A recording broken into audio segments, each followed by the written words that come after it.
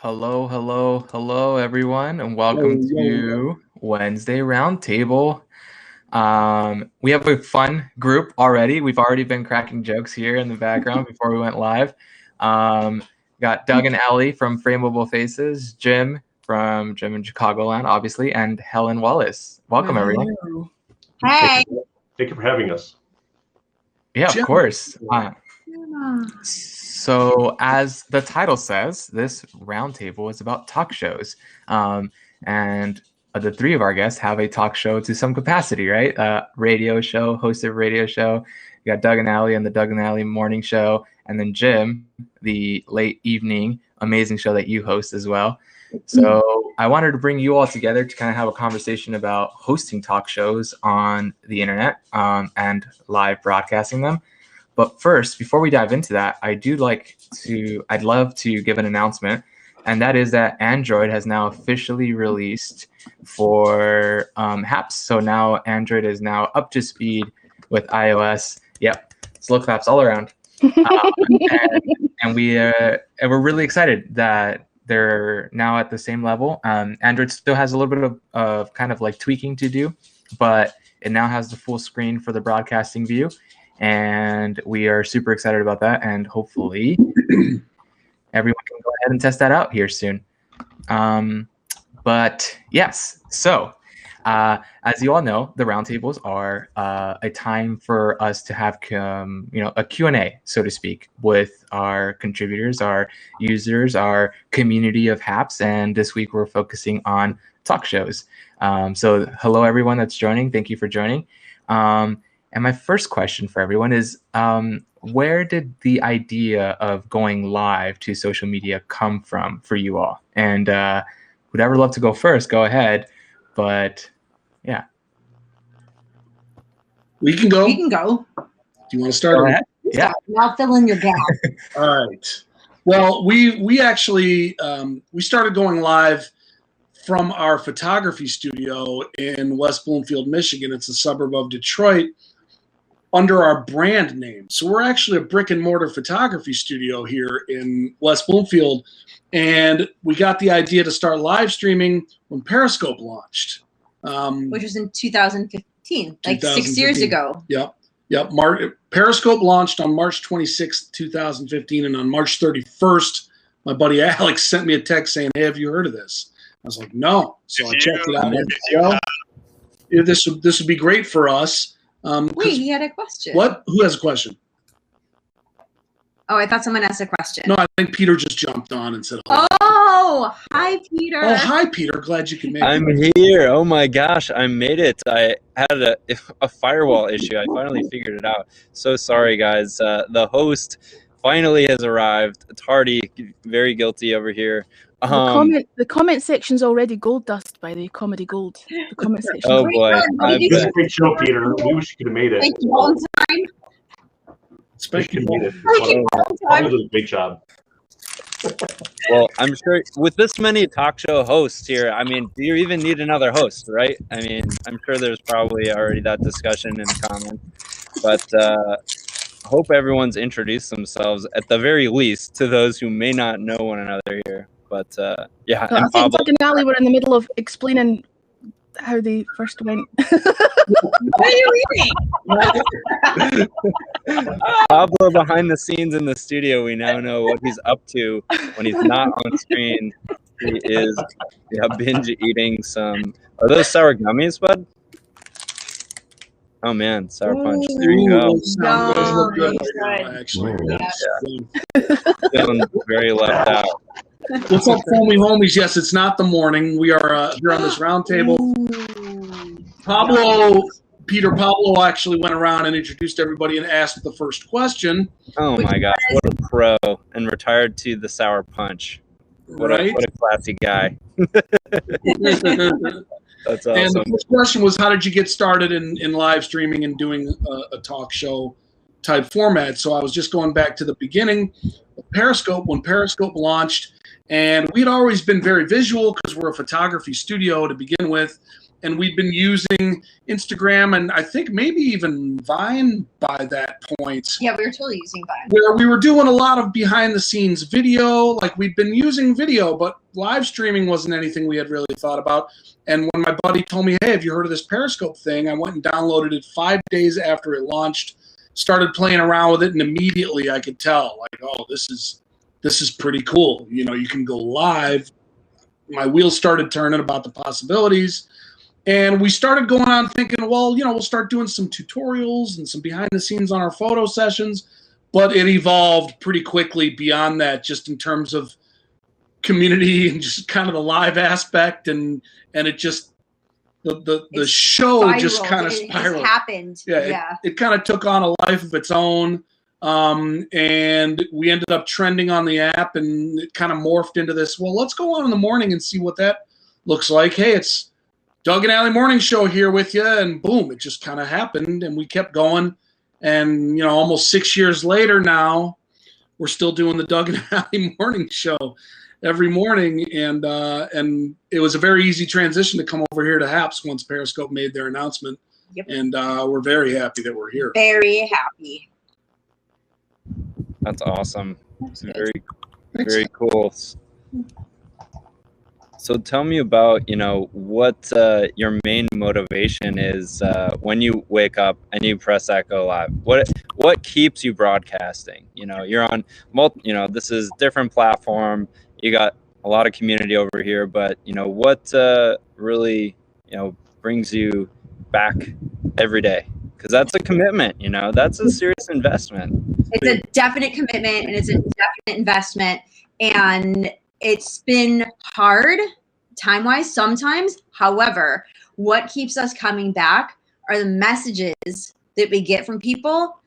Like, we just got one the other day that was like, oh my gosh, that's so nice. So someone reached out and said, I just want you guys to know that what you're doing isn't just a morning show. It's a way for us to escape the everyday reality. We can all get together as a community and just kind of laugh and have fun.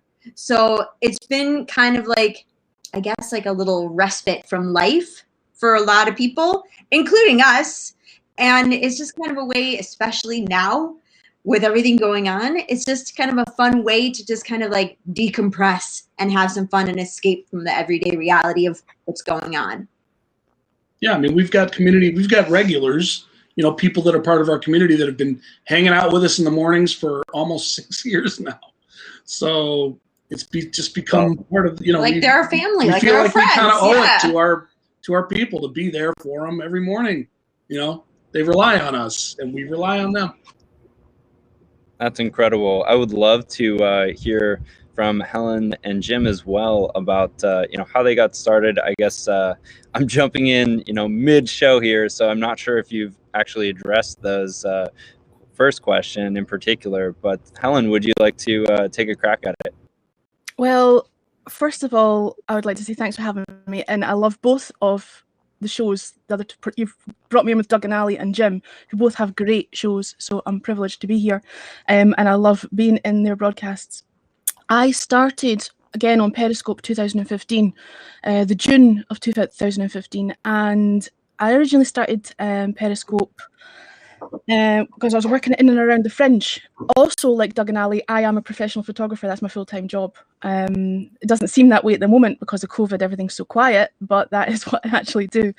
So I had started on Periscope showing the Fringe, really, I'd first gone live before that, but that was mainly what I used it for, you know, going around the venues, showing people what the Edinburgh Fringe. I don't know if in America you're familiar with the Edinburgh Fringe, but it's the world's largest arts festival, and most comedians and performers go to the Edinburgh Fringe Festival to be discovered. You know, it's a big thing.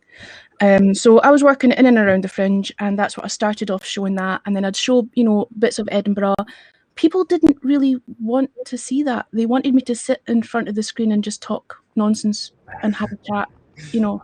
And it became almost like, you know, being self-employed, I don't have any colleagues. So it became almost like a way to have colleague banter with people. And that was the start of, you know, broadcasting. The radio thing came later, actually on Periscope. I had gone to join another person on Periscope who had a radio show, and was doing a 32-hour live broadcast to fundraise for the community radio station. And 32 hours is a long time to be trapped in a cupboard on your own. So I had gone to keep him company for a little while, and whilst on air, two of the bosses, two of the committee members at the radio station had tuned in at 2 o'clock in the morning and heard my voice and turned up at the station and said, "You've got a great voice, would you like your own show?" And that was back in sort of March, April 2019. And I've been doing radio since then. And it's predominantly music-based radio show. I have actually subsequently switched stations, but on here, I tend to find that we tend to mostly talk about music. We've got a little thing, almost like a book club situation, where we'll take turns hosting it. So there's a lot of music heads. And actually, again, Jim and Doug and Ali are amongst that group of people who love music. And that's the thing, we all seem to connect around, our enjoyment of music. I think the reason that Happs is such a great platform is you are engaging in face-to-face conversation with someone. The art of conversation is dying generally. I think the reason people like Happs is because, and even just sitting listening to people's conversations, people don't converse. We're wrapped up in our phone, we're used to sort of texting each other, but we don't actually have the social cues. When you're having a conversation with someone face-to-face, you can read the body language, you know what they're, thinking. And that's why Happs is, I think, almost addictive, because you're actually engaging in conversations. And essentially that's what a chat show is, a talk show is, having a conversation with someone. And I think Jim, I feel like I've done an awful lot of talking, but I think Jim does that brilliantly in his chat show. He has an opportunity to bring other people in and allow them to talk. It's a talk show. It's not just, a solo, I'm talking to the screen and you're just, in the comment section like it used to be on Periscope. There's a real face-to-face interaction. Absolutely. And that's a great segue too, Jim. Huge fan of all of your shows here. Jim, your show is coming up tomorrow night, your weekly. Would you like to plug that and talk about, how you got that one started, as well as, how you found your way into, this crazy lifestyle? And it is kind of a lifestyle, it's definitely a really fun one. So tell us your take. Well, first of all, Peter and Pablo, thank you so much for having us as guests, and thank you to everybody in the virtual studio audience for hanging out with us tonight. Just to make a long story short, I started live streaming about 2015. I downloaded the Periscope app back in late April of 2015, back when, I think what it was, I was just sick of politics on television. I was just tired of this side versus that side. I think it was all Hillary versus Trump on every news network. And meanwhile, there was a police officer that was being acquitted over in Baltimore for something that he may have done. And there was a lot of unrest in Baltimore, and I wanted to see what was going on. The news networks, and I think this is where co-founders David Newman and Mark Goldman would be all over this. They were just tired of this side or that side and talking about, fighting with each other. There was something going on, and I wanted to see what was happening. So I heard about this app called Periscope. I read about it online. It's like on the New Wall Street Journal website or something like that. And it said it's people with phones going around, and if it's going down, it's going live, uncensored, without commercials, and it's going live. And sure enough, there's somebody from the Guardian newspaper over there in the UK that was pretty much streaming a store getting looted, of all things, in the west side of Baltimore hours after the acquittal. And this wasn't on the news, on any of the news networks, for hours on end.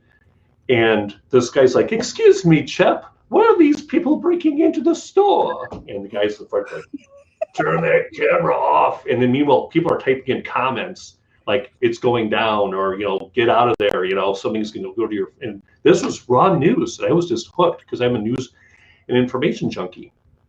So the question is going live. When did I go live? It took Joanne Fan. It took Greg Lopez, G-Lo.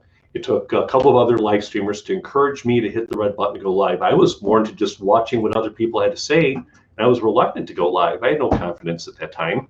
I think we were all scared. I think we all still get a little bit nervous, when all of us, whether you're in the studio audience, you guys here in this great panel, we were all like trying to figure out, how do we get the courage to go live the first time?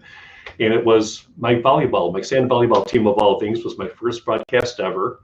And it was a disaster. I think the only reason why our co-rec sand volleyball team was getting a lot of viewers is because the girls were the reason why everyone is like, open, open, open. And we're like, what about our team? And it was just a waste of time. It was a complete waste of time.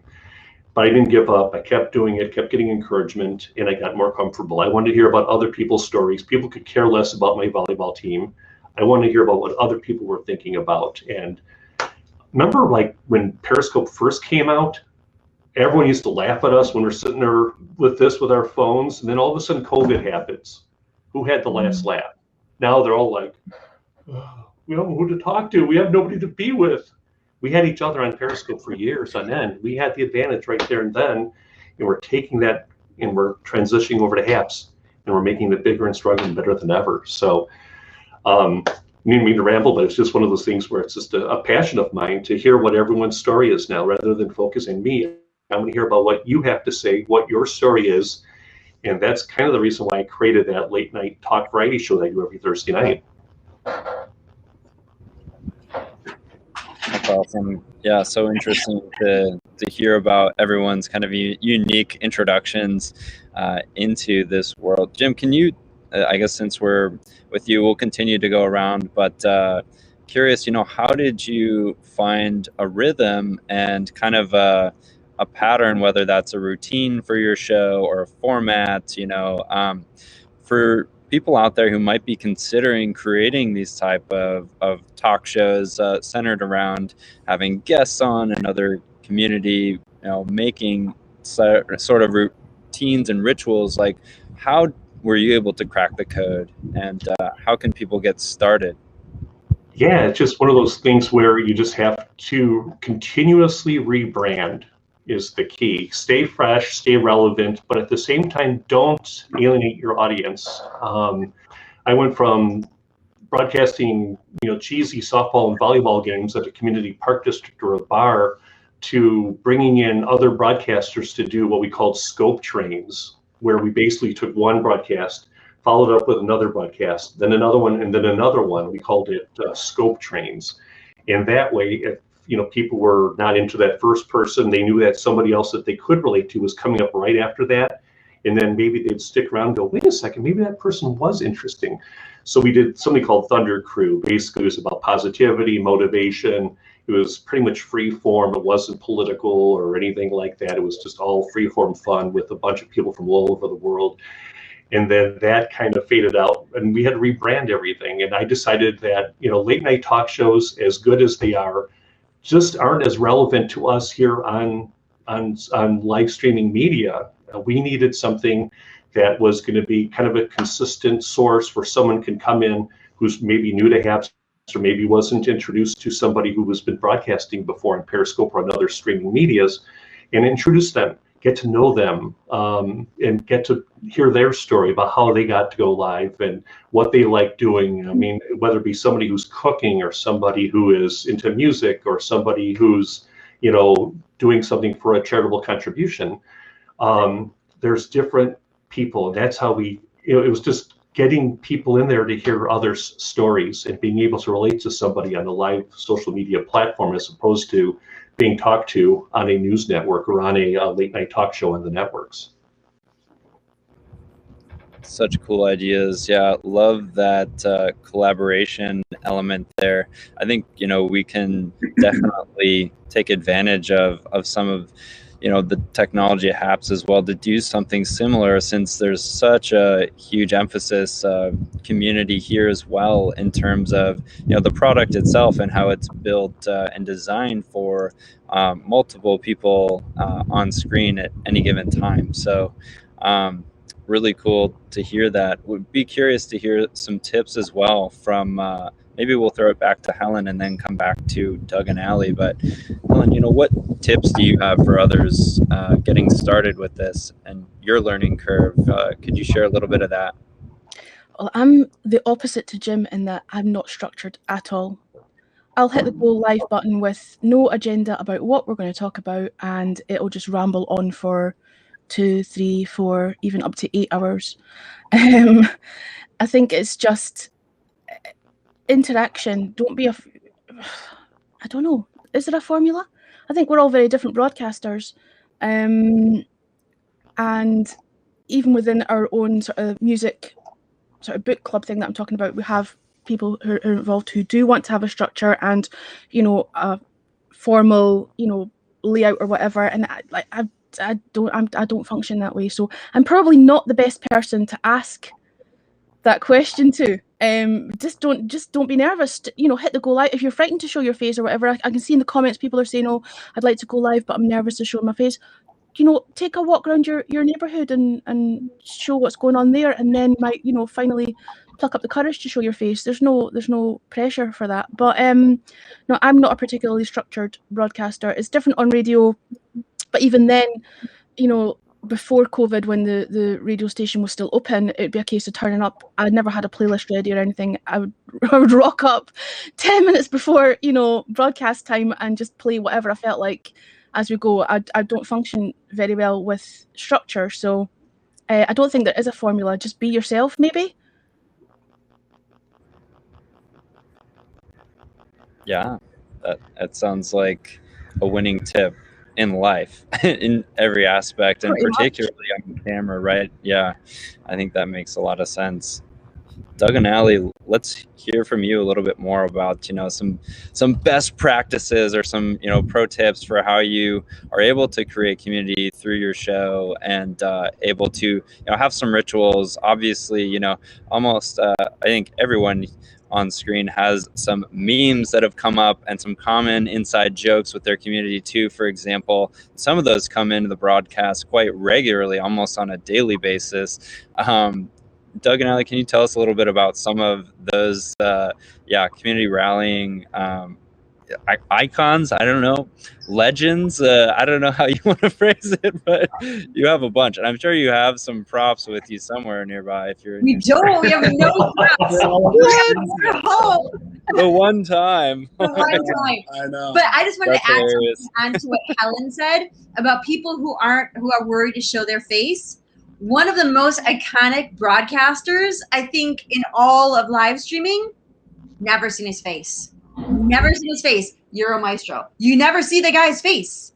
But he's all up in there and he's everywhere. Yep. And he does it. And that's his thing. So I think you should show your face, but you don't have to.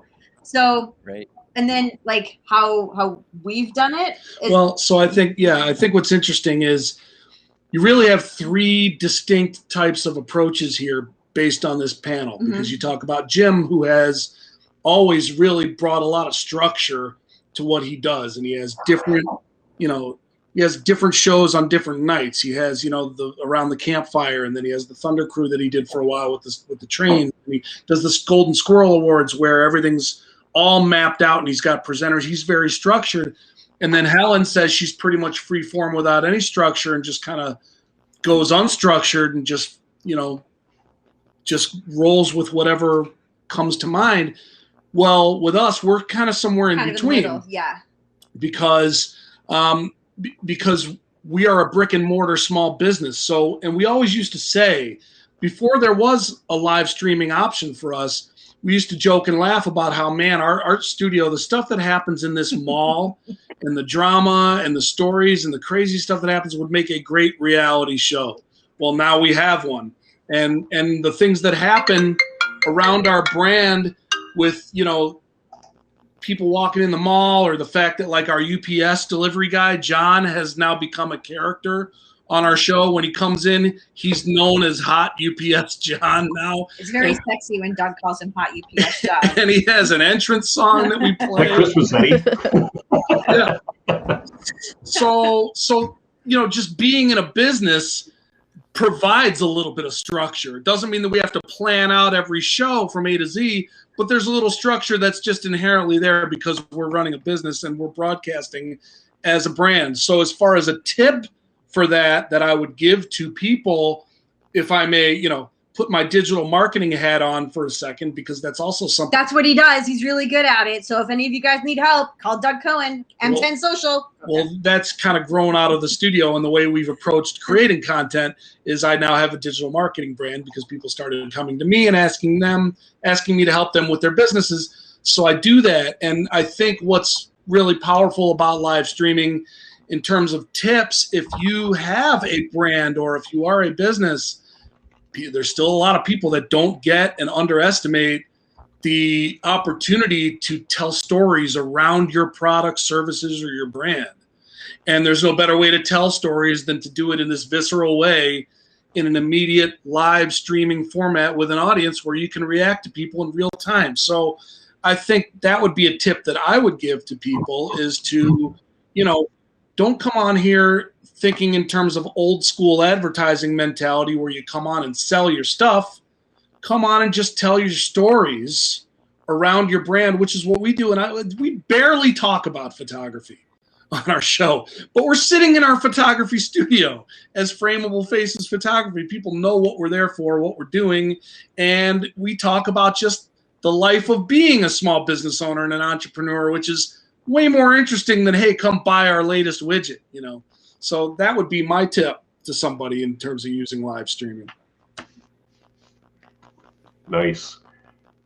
Doug, I had to plug up M10 Social on the comments field. I saw that, and I went to go like it, but I'm behind because Tony FaceTimed me to let me know that his dragon did something unmentionable on him. Thank you. Thanks, Jimmy.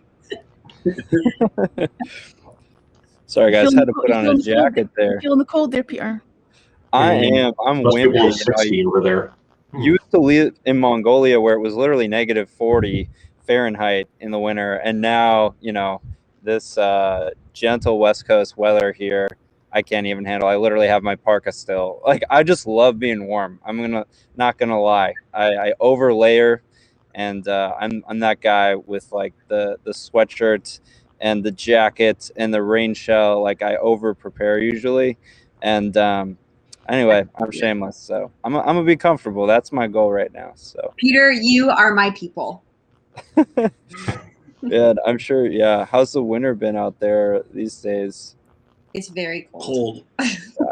Yeah. You would not like it.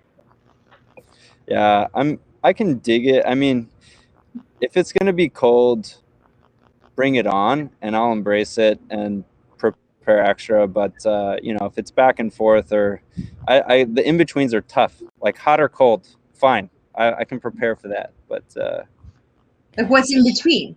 Like 50, 40? Yeah, for whatever reason, like, I just can't handle that. It's either, I don't know why.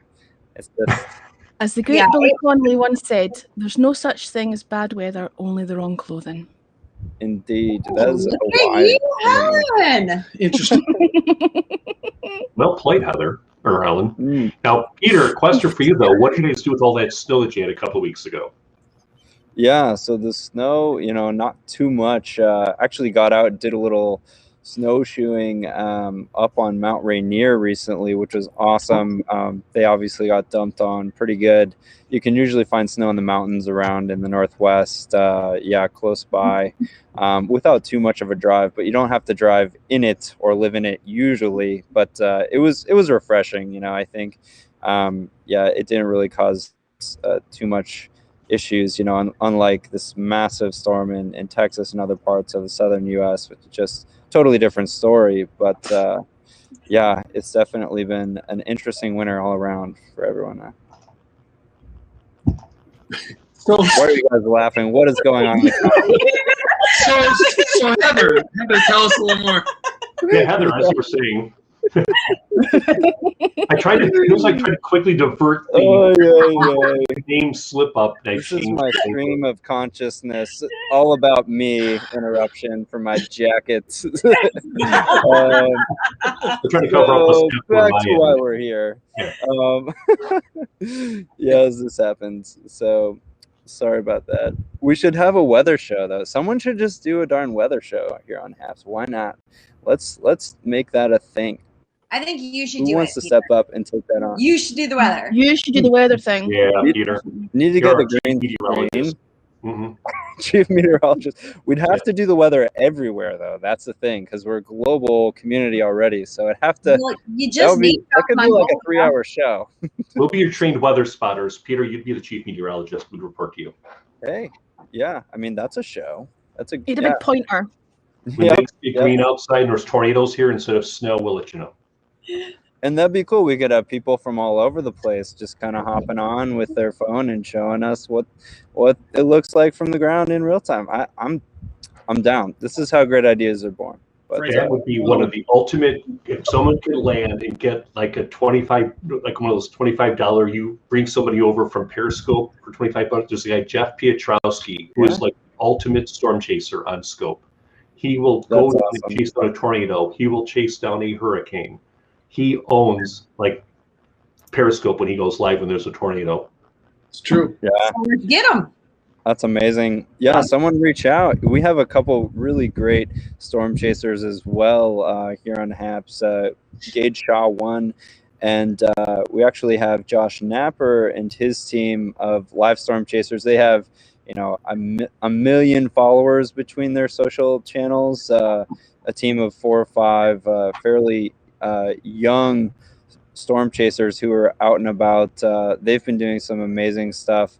But actually, I just heard from Josh. He's gonna, get back out into the field fairly soon. I think he just had a baby.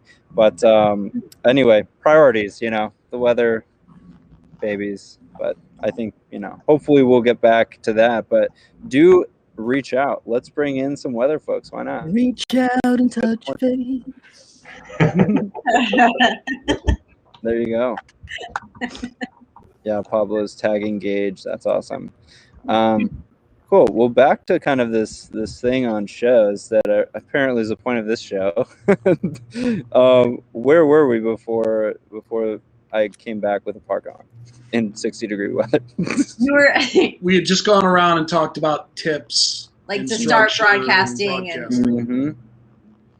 Great. So I'm wondering, what ways do you try to mix it up then? I guess natural next question would be like, how do you, keep it fresh still and fun and rebrand, back to kind of Jim's point of, keeping it interesting and keeping, new reasons to keep going and innovating within your own shows. Sounds like Helen just kind of presses that button and it's a new adventure every time, which is fun. I love that spontaneity, but just curious to hear each of your takes on that. I don't know, maybe we'll start with Helen since I'm picking on you right now, apparently. I do feel, well, I'm going to change my name on my profile to Heather. No, I think as long as you're enjoying it, right? Don't get caught up in, and there's a lot of talk on here about, branding and views and, having a brand and, just look, you're a human being communicating with other human beings, right? So be authentic. I hate that word as well because it's hijacked a lot. Just be yourself. And as long as you're enjoying what you're doing, you don't have to constantly mix it up. It's good if you do. I used to do a dating show on Periscope, Petty Blind Date. And we did have a successful match. One couple moved in together, had a baby, are now engaged. And I'm hoping to bring that back on Happs because nobody's doing it here. Nobody's doing a dating show. So that's my next, rebrand. It's not really a rebrand. I've been doing it on Periscope for years, but I'll do that because it's fun and people enjoy it and I enjoy it. I enjoy the sort of camaraderie of, I think in the States it might have been called the dating game. We had a thing in the UK called Blind Date with Cilla Black. And it was in a studio. It was very cheesy. I actually posted a clip from it on my timeline on here, and you'd have 3 people on stools behind a screen, and the host would come on, and there was the odd bit of innuendo and nudge, wink, wink, chit chat with the person who was the contestant that week. And then the contestant would ask the 3 people on the stool some questions, and then they'd narrow it down and they'd have a match, and then they'd go away on a date, and 9 times out of 10 they hated each other, and they'd come back and tell the story about the date. it's like that, except virtual. You know, I'm not paying to send you on a date anywhere, but you can, you know, contact each other off the app and, you know, ride off into the sunset. So that's my next project, is Blind Date, or Peri. I'm going to call it Peri Blind Date, even though it's Happs. Periscope's gone. I feel like we need to, you know, pay homage to the platform that we were all on for nearly 6 years. So it will stay Peri Blind Date. So it'll be hashtag Peri Blind Date. So if anybody's single in the audience and you want matched up, make sure you're following me. We'll get it set up soon. That's my rebranding. That's awesome. Yeah, do it. I think that leaves open the Happs Blind Date hashtag for someone else to jump on too. So sounds like some really interesting formats. We have a really good question from Michelle that I want to get to as well on, you know, what's the difference between talk in real life for y'all and having a talk show for each of you? I think this is a really great question. Jim, I'll toss it over to you for now. Yeah, absolutely, Michelle. Great question. Michelle, Thunder Crew alumni, great friend. Met her at the 2018 Midwest Perry meetup and over at the Detroit meetup back in 2018. So make sure you subscribe and sponsor her. Talk versus hosting a talk show. Talk to me was basically someone hitting the red button, going live, and then with blinders on going, okay, this is my beef. Hi, how are you? This is what I'm going to talk about today. And I want everyone to answer my questions. I mean, you can interact with people, which is fine, but it kind of feels like more of a one-way street. I think there are some instances when you talk with people, you want to have that two-way street. You want to hear what they're saying. You want to get a feeling as far as what your audience wants to talk about, and then you kind of go from there. That's what we do usually on Wednesdays on Catalyst. When we do a candle scope, when we do like a fire pit in the summer, you don't see my face. It's about the people jumping into the room, and I pretty much hand them the steering wheel and let them drive. Then we talk. Talk show is more, to me personally, it's more formatted in the sense that I literally have a book where I literally will sit there and I will list a list of about 700-800 people I've put on this list who I'd like to talk to, and I think that others would like to talk to. There are others who people may DM me and say, hey, could you interview this person, interview that person, or have this one as a musician, a musical guest. Then it turns into more like a question and answer format that you would see like on a Conan O'Brien or a Jimmy Fallon show or a Stephen Colbert, something along those lines, or a Jimmy Kimmel. So there's the line between talk and talk show is kind of two different things, but you can even take the word talk and kind of much split that up a little bit too. I mean, you don't want to scroll too much and read comments and ignore what the other person's saying, but at the same time, you want to keep them engaged and keep it fresh and keep it relevant. Yeah, interesting about kind of the dynamic with the audience versus a person in conversation.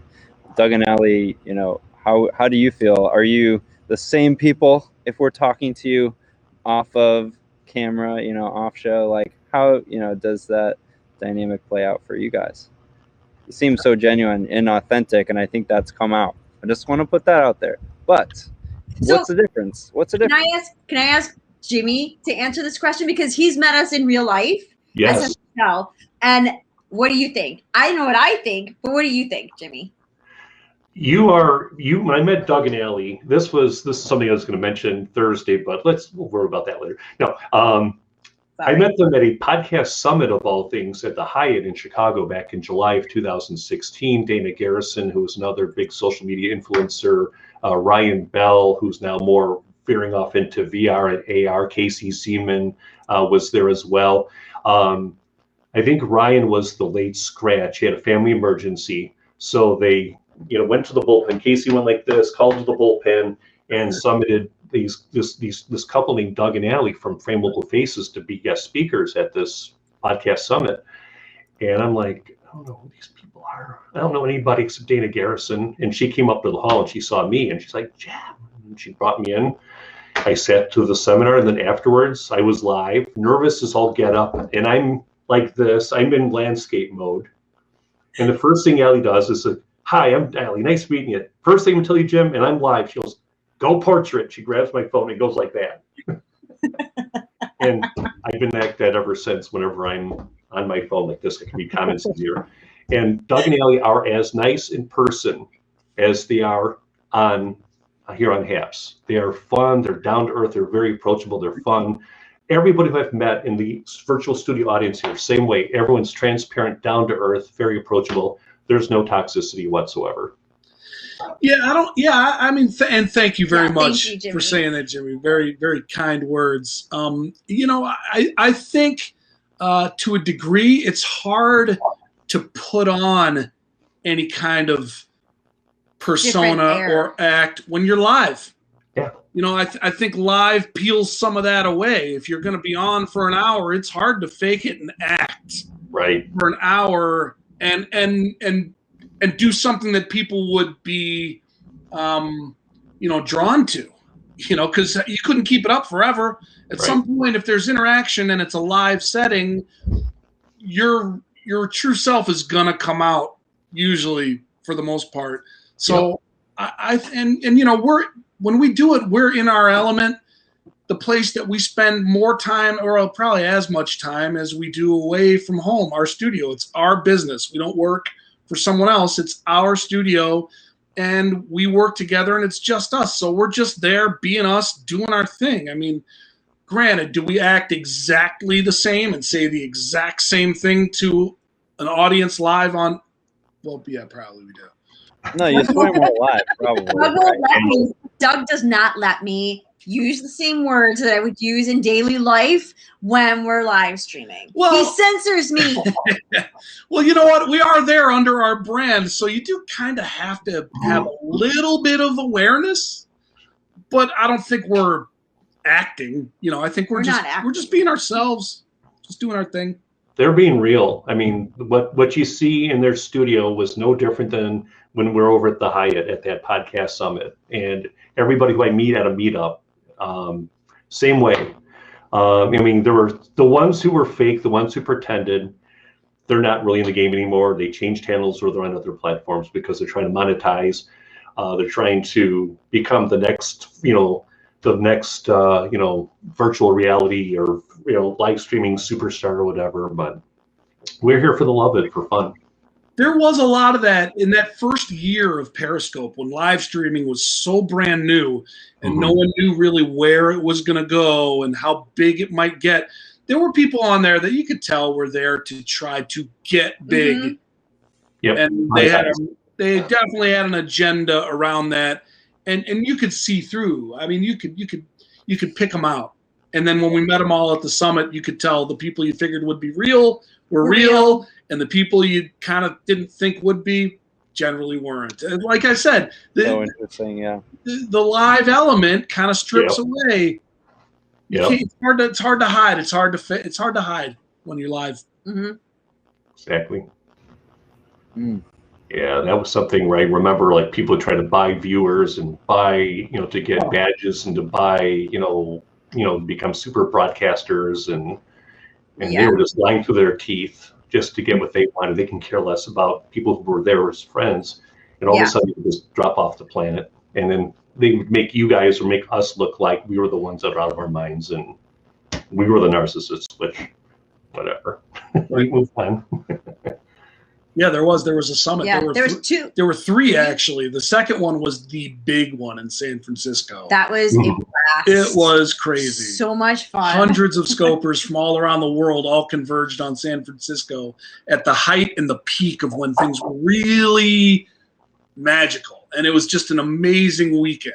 I mean, and I talk about how this kind of reboot of the community here on Happs kind of feels like those early days of Periscope a little bit because something exciting is happening, and it's a new platform, and it's kind of, I can see Happs with the potential to kind of be the best parts of what we hoped Periscope would be. Yeah. Yep.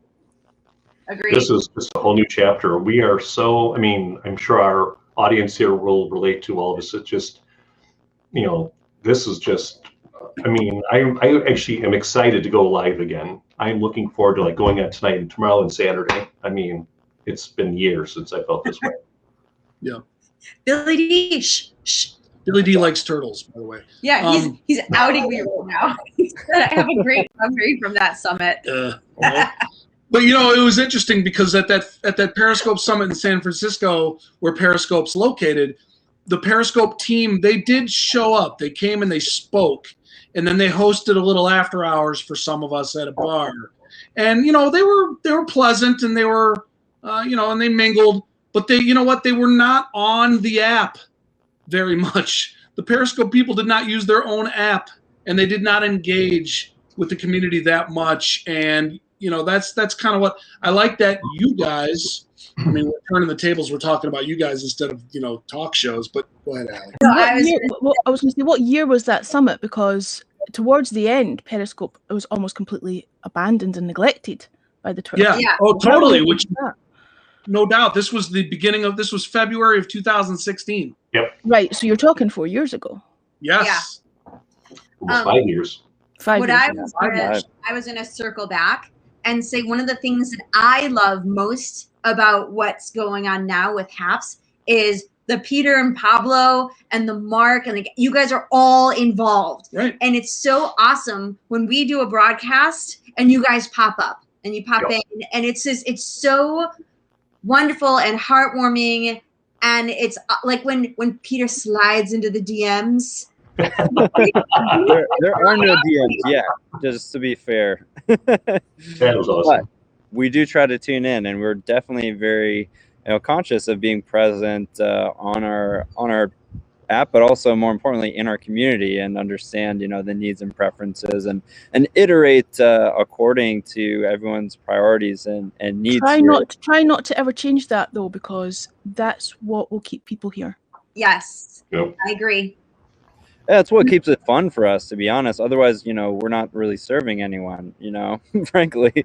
Hard to succeed without it, in my opinion, as well, right? In the long term, or even in the short run. You'd think it would be common sense, but it wasn't. Common sense isn't always so common. Yeah. Mm-hmm. Ooh, I like that. This should that become on a bumper sticker somewhere. So you know what? Maybe we should make a bumper sticker. I have a friend. I don't think I invented that. You just did right now. Well, I love it. I don't know if you did or not, but oh man. Well, this is awesome. Any final thoughts or words here? We need to wrap this up in a few minutes. But maybe closing statements from everyone. What can we expect? Maybe you can give a little sneak preview of your next show, for example, and do a little shout out for yourself. Why not? Jimmy, go. Helen, go. Heather, go. Jimmy, go. I did that first. You've got the big talk show. You go. I would talk to you. Well, you kind of do improvisation theater, though, which I like better because it's more spontaneous and more fun. You're the one with the big event coming up, though. Well, you hurry up and just tell us about Oh, this wait, Golden fabulous School talk Awards show. are in 7 months. No, I don't know if they're not, but we'll see. Now, we got to do this. It's a much stick. We got to reinvent something here. Okay. All right. Eddie's. All right. As I was saying, tonight here on Happs, the network of now, we have Catalyst. If you're stressed, if you're pissed off, you're tired, you're having anxiety attacks, you don't have to look at me. You can look at a nice warm candle that's about to go out. It better warm out soon. Spill your guts tonight, 11 Eastern, 8 Pacific. Tomorrow night, here on Happs, the network of now, JS Live, the late night talk and variety program. Great lineup this week. A matter of fact, coincidentally, the people right underneath me, that's right there, done. Hey. But they're above us in our hearts and our minds. They'll be joining me tomorrow night on our program for more antics and crazy stuff. Plus, we will have fitness guru Beth Hoover from Beth Hoover Fitness on, and musical guest tickling the ivories for our enjoyment, Piano Man. That will be Thursday, JS Live, 11 Eastern, 8 Pacific. And then I'm back from a week vacation. Hopefully this project's over.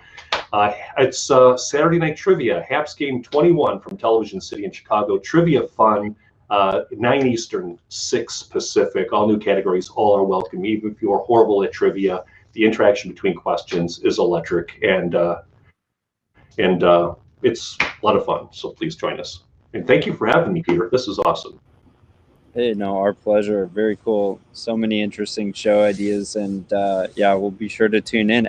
Everyone, please subscribe to Jim. All right, Doug and Al, you're up. What's next from the Octo Squad? What can we, What can we Sounds like review? a Peter.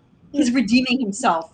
So tomorrow on the Doug and Ellie Morning Show, we are highlighting songs from 1965 and 66. Oh right, yeah. We've been doing. We're on the tail end of a daily year focus on songs from a year. So we started from 2020, and we're all the way back to 65, 66. So we do music Awesome. focus on our show very often, but we don't really have any like major specific plugs beyond that, other than just to say, join us on the Doug and Allie Morning Show somewhere around 10:30ish Eastern Standard Time until 11:30ish Eastern Standard Time. And we did that for you guys on the East Coast. Now that both kids are in college, we start later. We start later than we used to start at 8:30. We don't have to get up for school in the morning anymore. But yeah, that's pretty much it. And you can visit us at frameablefaces.com. We're going to be recording new episodes of the Doug and Allie Morning Show podcast soon, which is separate from the morning show. So we'll plug that here. And that's another thing that's cool about Happs is you can post stuff in your feed beyond just your broadcasts. So in between your broadcasts, if you have something that you've blogged about or something on your website or a podcast or something else going on, you can post that right in your feed. Totally. That in there? Everyone go subscribe to Frameable Faces, Doug and Allie here on Happs. And be sure to check out their blog podcast as well. Helen, you're up. Or Heather, Woo-hoo. sorry. Well, specifically this week, I mean, I tend to not have a structured, timetable of what's happening and when. But this week, specifically, we're doing our music chit chat sort of book club type thing on Friday. Don't have a specific time for that, but it'll probably be somewhere around 11-ish p.m. UK time. You guys will have to do the fathoming out this time because it's always me that's got to work out GMT. You can work out the American times for that. I usually go live after my radio show on a Thursday night, so that goes out on Vault Radio between 9 p.m. and 11 p.m. GMT, and then I broadcast after that. And Perry Blind Date will be making a comeback soon. There you go. You'll mostly find me in the cheap seats. Go check That's it where out. you usually find me around in other people's broadcasts in cheap seats. That's where I tend to be. Right on. That's fantastic. Well, thank you all so much for your time. Thank everyone for joining us here, especially in the audience and in the comment section. Really great to have you all here. Sorry that I stumbled in late and finally worked out my Wi-Fi situation, but have some good news. I will be getting fiber optics soon, so we'll no longer need a parka. And really can upgrade my whole studio actually with camera, mic, all that. Someday I'll be close to Pablo level with his amazing sort of Pink Happs branded lighting and all that, but we'll see. One step at a time. I'll try to get a consistent signal first, maybe. But you can do it. I'm gonna try. But thank you all again for joining. Wonderful to have you here. Thank you for having us in. Thanks for having us. Thank you. Yeah. Subscribe to Helen, Jim, and Doug and Allie Frameable Faces right now, and we'll see you all soon in the comments. Hip hip cheerio. Cheerio. Cheer, bye, ta-ta.